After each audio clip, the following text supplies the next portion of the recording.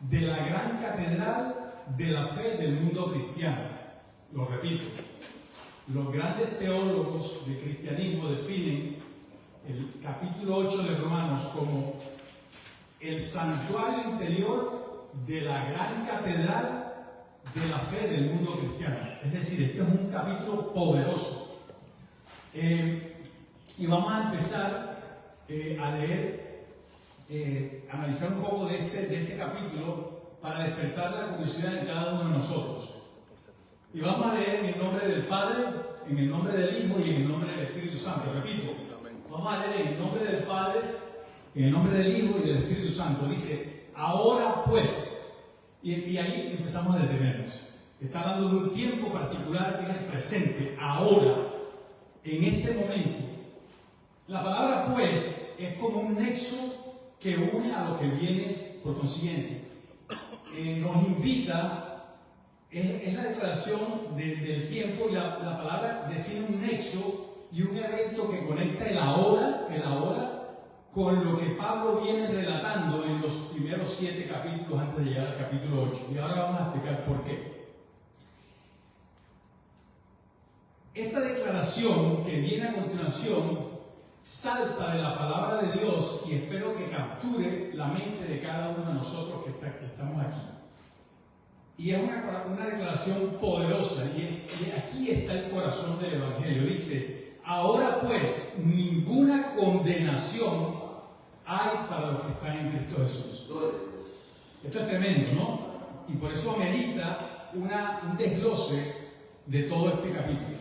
En este momento, quiere decir el apóstol Pablo, al mirar la historia, al mirar el recorrido, puede sentirse con la misma seguridad que el apóstol Pablo sintió en su momento cuando escribió esta carta.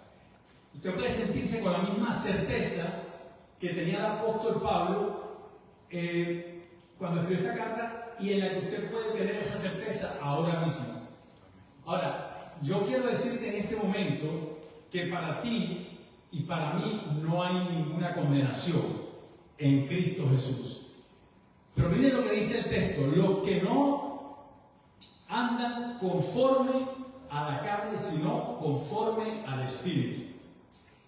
Esta palabra que está aquí cuando dice pues, como dije un momento, nos invita a ir al pasado y vamos a ver el contexto que Pablo se está refiriendo a esto. Es decir, a lo que viene narrando, Pablo viene narrando una historia cuando llega en este momento y dice, por lo tanto, es decir, es una conclusión. Y quiero invitarlos para que vayamos un momento al capítulo anterior, que es el capítulo 7, y vayamos desde el versículo 18 en adelante hasta el versículo 25, capítulo 7, y es que Pablo viene con una lucha interna que quiere hacer que su mente le dice algo por la ley de Dios, pero su corazón y su cuerpo hace otra. Y miren lo que dice aquí: de manera pues, en el capítulo 7, versículo 18, dice, y yo sé que en mí, esto es, en mi carne, no mora el bien, porque el querer el bien está en mí, pero no el hacerlo. Porque no hago el bien que quiero, sino el mal que no quiero, eso hago. Ahora, díganme cuántas veces no nos hemos sentido así. Levanten la mano quienes se han sentido como el apóstol Pablo. Apenas 3, vamos a levantar a todos, porque todos, gracias. Ese es el sentir de nosotros los cristianos en nuestro diario vivir, una lucha interior. Si hago lo que no quiero, ya no lo hago yo, sino el pecado que mora en mí. Así que queriendo yo hacer el bien, hallo esta ley que el mal está en mí, porque según el hombre interior me deleito en la ley de Dios.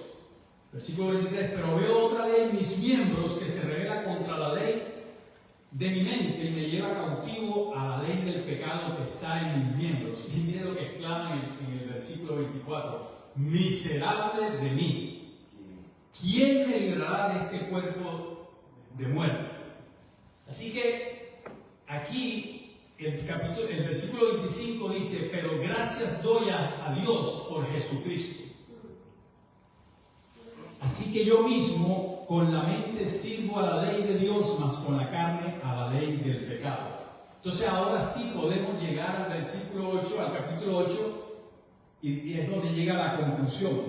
Hermanos, si algún momento de tu vida has intentado obedecer la ley de Dios, permanecer fiel a Dios, obedecerlo, como decía la canción, y no has podido, quizás te sientas como el apóstol Pablo cuando escribió esto.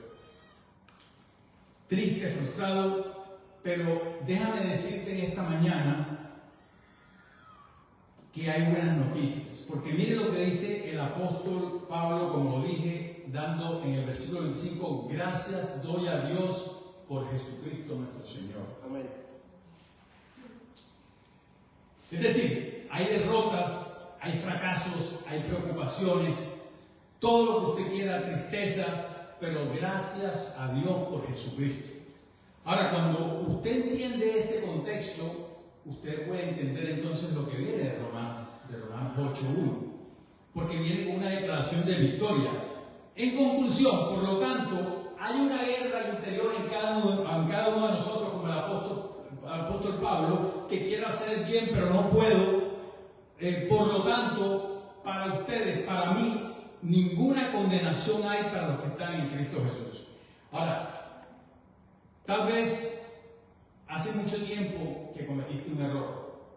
Quizás no has sido el mejor esposo, la mejor esposa, el mejor padre, el mejor ciudadano,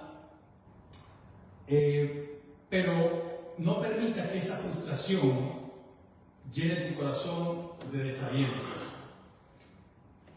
Quiero decirte que hubo uno que ganó esa batalla y fue nuestro Señor Jesucristo, y que en Él hay victoria. Y hoy podemos disfrutarlo, ya que no hay condenación para nosotros. Cuando Pablo escribió a Romanos, estaba en Corinto, como lo dijo el pastor Palomino, 28, 30 años después de la crucifixión de Cristo. Dice la palabra que aproximadamente en el año 58 él estaba en Corinto cuando escribió esta carta.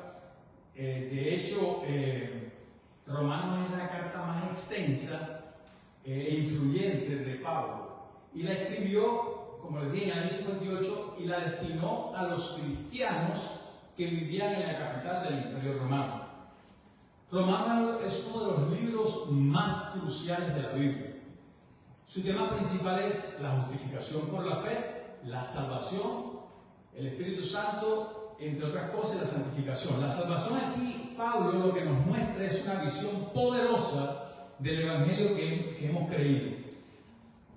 Aquí lo que hace Pablo es aplicar todo lo que viene escribiendo hasta el capítulo 7, y algunos teólogos dicen que si tuviéramos la opción de memorizar un solo capítulo, este debería ser capítulo 8 de Romanos.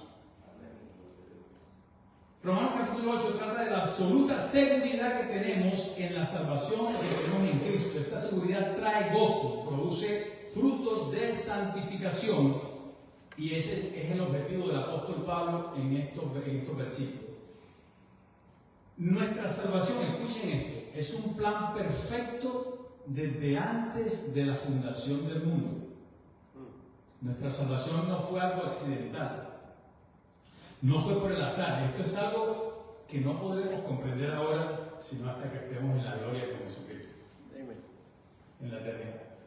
Un tema paralelo, y yo quiero que escuchen esto porque, repito, hasta yo y muchos de ustedes tengo la seguridad que cuando leemos unos versículos pasamos tan rápido y lo entendemos, ¿verdad? Lo que dice, pero no entendemos realmente la profundidad que traen estos versículos.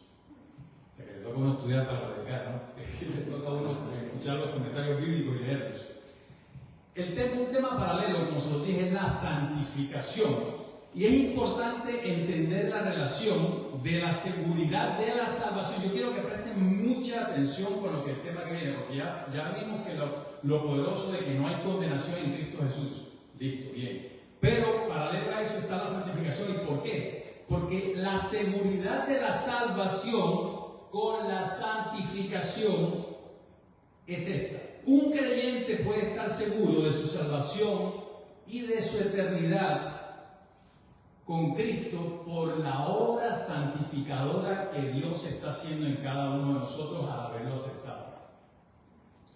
En otras palabras, quien está siendo transformado por la verdad debe sentirse humildemente seguro de su eternidad con Dios. También debe entenderlo al revés. Oigan esto. Si Dios no está cambiando su vida, usted no pertenece a Cristo. ¿Qué quiere decir con eso? Que necesita rendirse al Señor. El capítulo 8:1 empieza con una frase poderosa. Por lo tanto, ahora pues, no hay condenación para los que están en Cristo Jesús. Ya eso lo hemos escuchado. Van a escuchar esta palabra de no hay condenación como 20 veces aquí hoy. En otras palabras, para los que han confiado en Cristo, la condenación se ha ido para siempre. Esto es una declaración muy poderosa y por eso es que me dediqué a buscarla exactamente y tiene que ser entendida y asumida para que pueda tener una experiencia de gozo en nuestra relación con Dios. Mire, hay muchos creyentes y entre esos a veces nosotros mismos que pasan su vida cristiana sintiéndose miserablemente condenados. Y la razón está porque no hay un entendimiento claro de todos los aspectos del Evangelio. La realidad de la no condenación es el corazón del Evangelio. Pero antes de continuar con las partes que componen este versículo, hay que aclarar lo que Pablo no quiso decir. Y ahora me explico. Porque hay muchas ideas equivocadas que nacen de esta frase cuando se aísla del contexto. Cuando Pablo dice que ya no hay condenación, no quiso decir que el pecado del creyente ya no es una cuestión tan seria para Dios. Eso lo hemos conversado, Germán, ¿cierto? Cuando decimos que por gracia, pero que eso no nos da la libertad para seguir haciendo cosas que no debemos. Ya no es una cuestión tan seria para Dios. Muchos toman esta declaración como que Dios tiene más tolerancia con el pecado. Los pecados de los creyentes, porque solo le importa la fe del creyente. Es como si Dios estuviera satisfecho solo porque se cree en Él. Entonces hay que tener mucho cuidado. Si un creyente peca, pero miren la diferencia, si un creyente peca, Dios traerá con su pecado y lo va a disciplinar para que se arrepienta, confiese su pecado y se aparte de su pecado. Miren lo que dice Hebreos 12:6.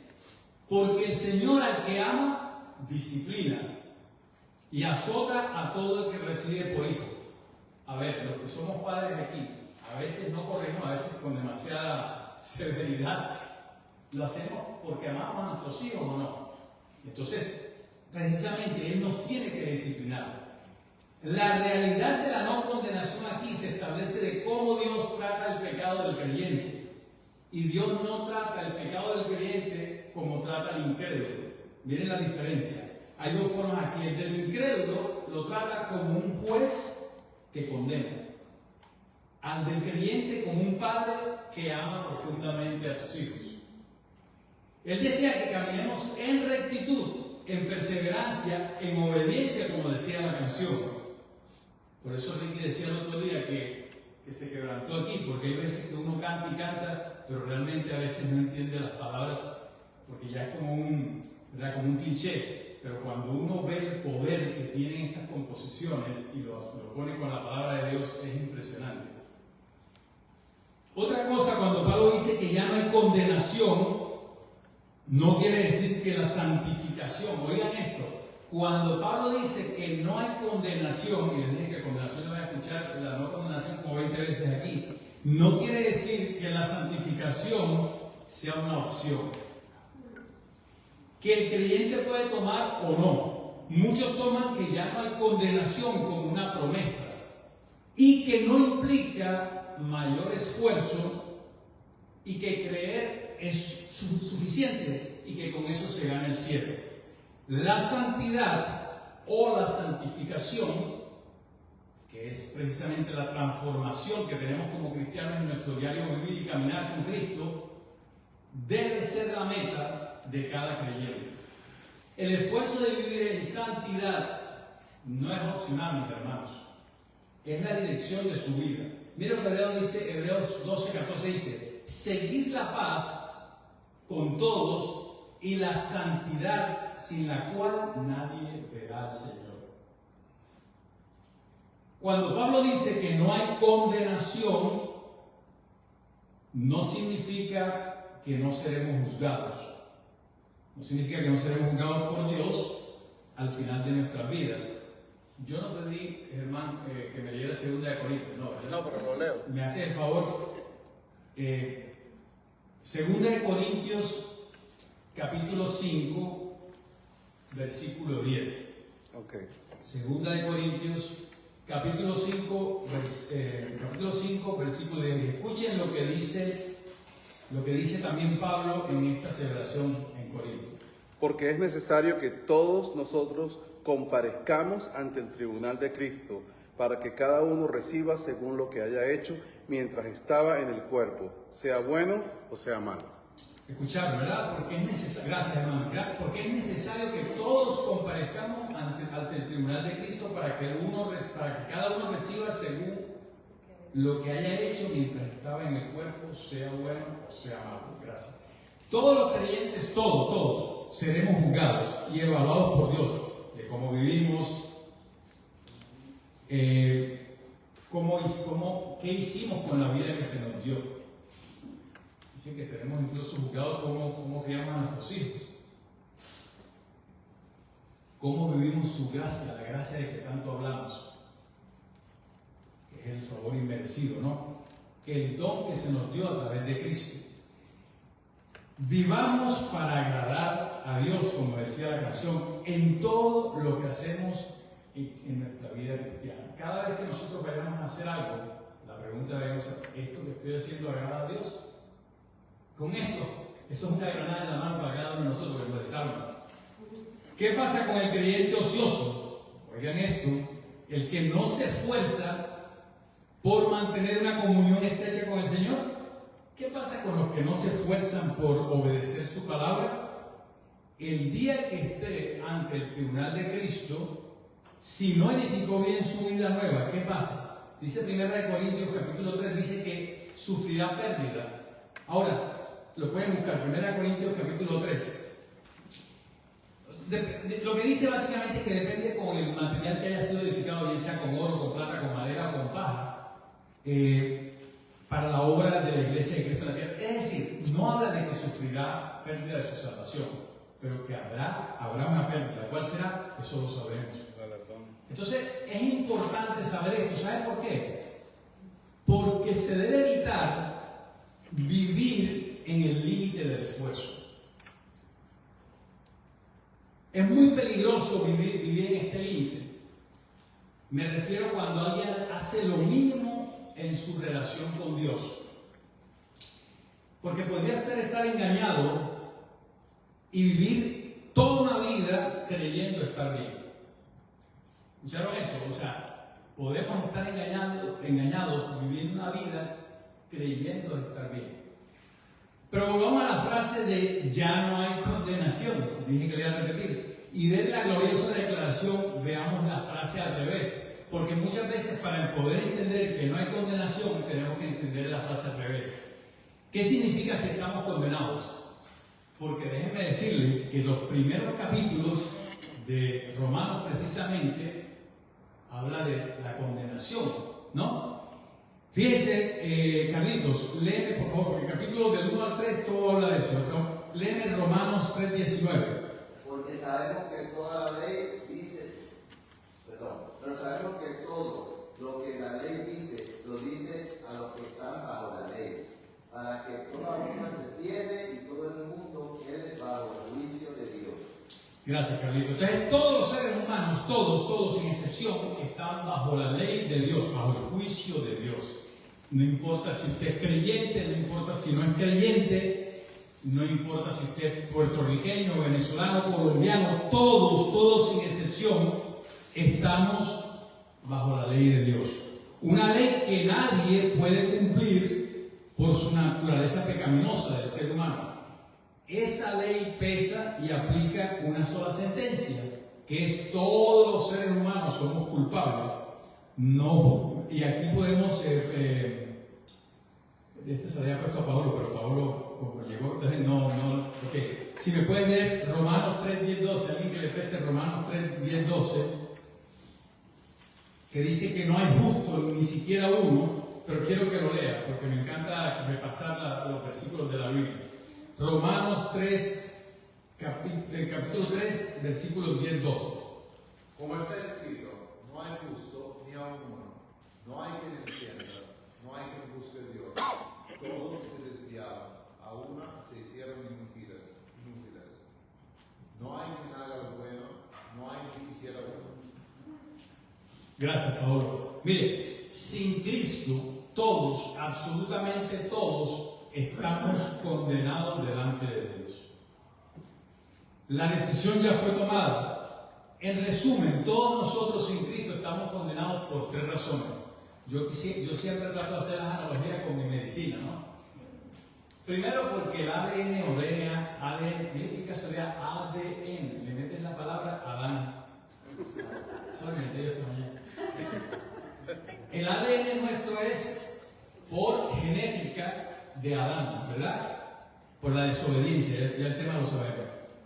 Por herencia, dice David que nacimos pecadores aún desde el vientre de nuestra madre en el Salmo 51:5. O sea, estamos condenados por naturaleza pecaminosa. Y por nosotros estamos condenados por nuestro propio pecado en pensamiento, en actividades, en acciones, etcétera, etcétera. Es decir, ¿por qué dije lo de la medicina? Porque por genética tenemos un ADN a veces que ya venimos con un gene chueco, enfermo.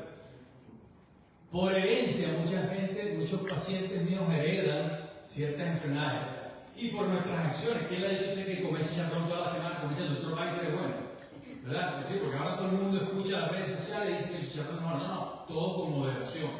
Todo con moderación. Entonces, hay cosas que nosotros, en nuestro libre albedrío, o sea, conseguimos y perdemos esa belleza que es la no condenación o la salvación. Ahora, no hay condenación. Este es el corazón del Evangelio, como lo dije, que pecadores injustos, rebeldes, reciban un estatus que jamás podrán ganar por sus propios esfuerzos o méritos. ¿Y cuál es ese estatus? Es ser vistos justos ante los ojos de Dios. Lo dice Romanos 5, 18 y 19, este sí lo voy a leer yo acá. Mire, porque este es el vínculo, el lazo, Romanos 5, 18 es el lazo con el capítulo 8, versículo 1, dice: así que como por la transgresión de uno vino la condenación a todos los hombres, o sea, es decir, por Adán, de la misma manera por la justicia de uno vino a todos los hombres la justificación de vida. Porque así como la desobediencia de un hombre, los muchos fueron constituidos pecadores, así también por la obediencia de uno, los muchos serán constituidos justos. Pero la ley se introdujo para que el pecado abundase más. Cuando el pecado abundó, sobreabundó la gracia. Bueno, mire, la gloriosa justificación. ¿Y qué es la justificación? Estos son temas que hay que empezar a entender para poder, cuando uno lee los versículos, entender. Es el acto que hace Dios de nuestro estatus de condenación, que lo merecemos, de ser culpables, de ser vistos como... A ver, es el acto que hace Dios de nuestro estatus legal, de ser culpables a ser vistos como justos ante los ojos de Dios. Pero ¿cuál fue el costo de esa justificación? La cruz. Cuando Pablo estaba en Corinto, que es Grecia ahora, porque su plan era ir a Roma, ir a España después, pero regresó a Jerusalén y lo prendieron y lo mandaron preso a Roma, él, yo creo que vociferando, decía que todo era por la cruz, por la sangre de Jesucristo que redimió a la humanidad, rescató a la humanidad, y por eso tendremos que estar eternamente agradecidos. Y ya casi termino. Miren, hermanos, el Evangelio no se trata de nosotros. El Evangelio se trata de la gloria del Señor, de su plan eterno. El texto, por tanto, ahora no hay condenación, marca un antes y un después.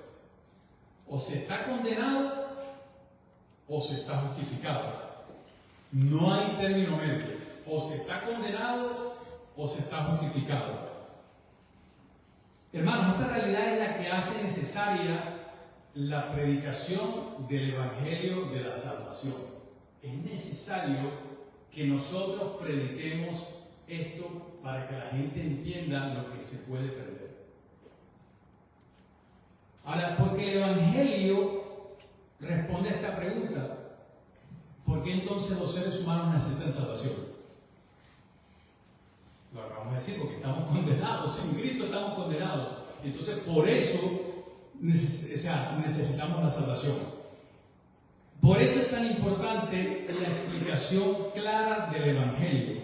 Ahora, la justificación no solo nos deja libre de la condenación del juez, sino que cambiará realmente, radicalmente nuestra relación con el Padre, con el juez, con el Dios eterno, con el creador de todas las cosas. Desde ahora serás mi hijo para siempre y todo lo que tengo te pertenece. Pues vamos al capítulo 8 y voy a leer el versículo 14 y 16. Dice, escuchen con atención lo que dice. Por eso dice, ahora todo te pertenece. Dice, porque el versículo 14, porque todos los que son guiados por el Espíritu de Dios, estos son hijos de Dios. Versículo 16 dice, el Espíritu mismo da testimonio a nuestro espíritu de que somos hijos de Dios. Y mire lo que dice el 17, esto es poderoso. Y si hijos también, hijos también herederos de Dios y coherederos con Cristo Jesús, para que juntamente con Él seamos glorificados. Amén. Hermanos, si el juez del universo, Melissa, ve preparando tú. Si el juez del universo es quien nos justifica, ¿quién puede decir algo en contra nuestra? ¿Quién puede revertir esta justificación? Vamos a leer Romanos 8, Melissa nos va a leer Romanos 8, 31 al 33, si ya de verdad casi termina. ¿Qué pues diremos a esto? Si Dios es por nosotros, ¿quién contra nosotros? El que no escatimó a su propio Hijo, sino que lo entregó por todos nosotros, ¿cómo no nos dará también con Él todas las cosas? ¿Quién acusará a los escogidos de Dios? Dios es el que justifica. Amén. Gracias, Melissa. Entonces ahí sí, fíjense cómo vamos mejor entendiendo el versículo 1 del capítulo 8. Para los que están en Cristo Jesús, ya que Él nos va a representar ante el Padre para siempre y por siempre como nuestro intercesor eterno. Ahora, nuestra salvación va a depender entonces de nuestra unión con Cristo.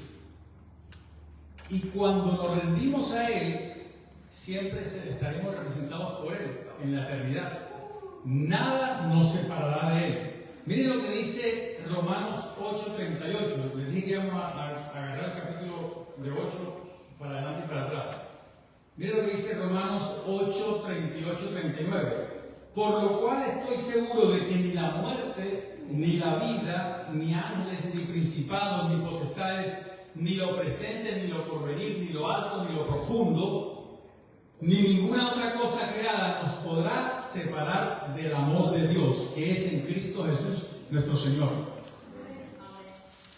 Miren, hermanos, en conclusión, el capítulo 8 empieza diciendo,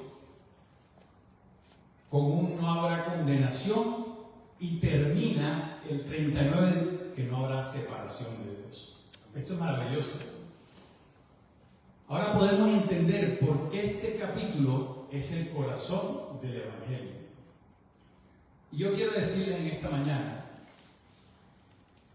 si hay alguien aquí en este salón que no haya rendido su vida a Cristo, hoy es el día. No tienes que pasar acá porque yo no acostumbro eso, ni soy pastor para pedir que pasen acá.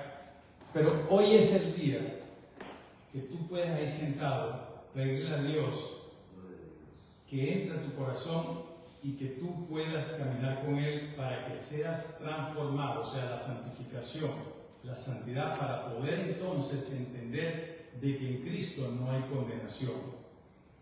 El plan es de Dios. Nosotros lo único que tenemos que hacer es fijar, como dice ese coro, nuestra vista, nuestra mirada a Cristo. Que Dios bendiga a cada uno de nosotros esta mañana. Amén.